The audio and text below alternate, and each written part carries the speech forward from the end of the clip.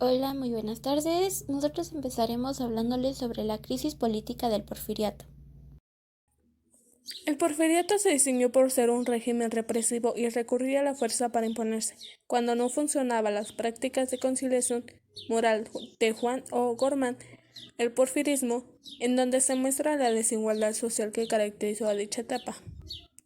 El porfiriato había creado una gran insatisfacción política que se vio agravada por la crisis mundial de 1908, que redujeron las inversiones extranjeras y afectaron la economía nacional, sobre todo en los hábitos de la industria agrícola.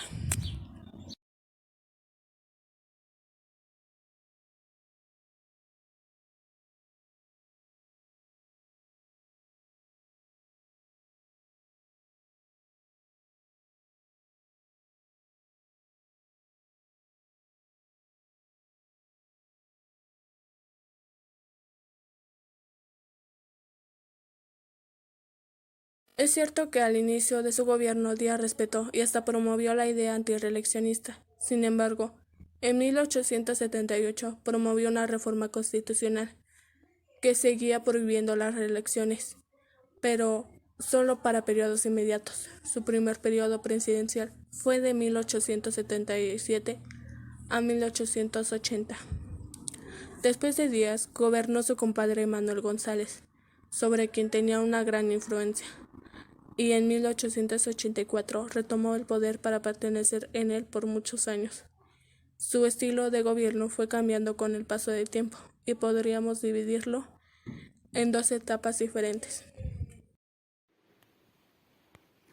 La primera etapa de la historia transcurrió en 1876 y 1911, caracterizada por el gobierno de Porfirio Díaz, que solo interrumpió entre 1880 y 1884 con el periodo presidencial de Manuel González. El porfiriato tuvo dos etapas. La primera etapa va desde la llegada al poder a Díaz en 1877 hasta 1896. Durante esta primera etapa y la segunda existió un cuatrienio, durante el cual estuvo a cargo el gobierno de Manuel González. Porfirio Díaz tuvo logros importantes en el ámbito internacional. Pagó los préstamos puntualmente a Estados Unidos, puso límites de su expansión territorial y ganó su reconocimiento como presidente. Esta etapa fue de construcción, pacificación, unificación, conciliación y negociación, pero también de represión.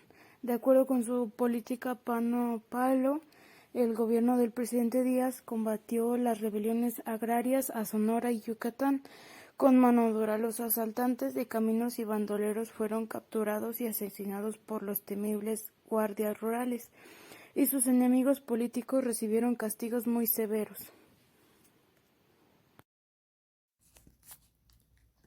Al llegar a su tercer periodo, Díaz maniobró para que el Congreso votara la reelección de periodo adicional. El Congreso aprobó la reelección indefinida, que se aplicó a partir de 1896. A partir de esta fecha, cada 4 años hubo elecciones y cada una de ellas resultó electo Porfirio Díaz. Esta segunda etapa se caracterizó por ser acentuado centralismo y porque el gobierno era cada vez más personalista y autoritario. El mismo modelo autócrata se repetía en todos los estados de la República, con los gobernadores, los jefes políticos y los jefes militares. De ahí el lema de su gobierno fuera paz y progreso, basado en las ideas del positivismo y el individualismo.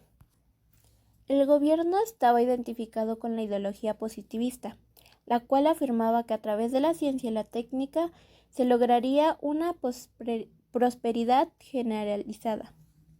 Porfirio Díaz se reeligió en 8 elecciones. Su primer periodo presidencial fue de 1876 a 1880. Su primera reelección después de un periodo intermedio de Manuel González fue de 1884 a 1888. Gobernó por segunda, tercera, cuarta y quinta ocasiones.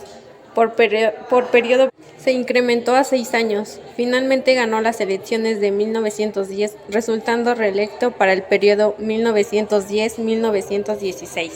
Para 1910, el gobierno era una gerontocracia que impedía toda renovación en los puestos de gobernadores, de integrantes del Congreso e incluso del Poder Judicial. Se había logrado la paz y el progreso, pero la libertad se había convertido en una meta lejana que tal vez se alcanzaría en un futuro.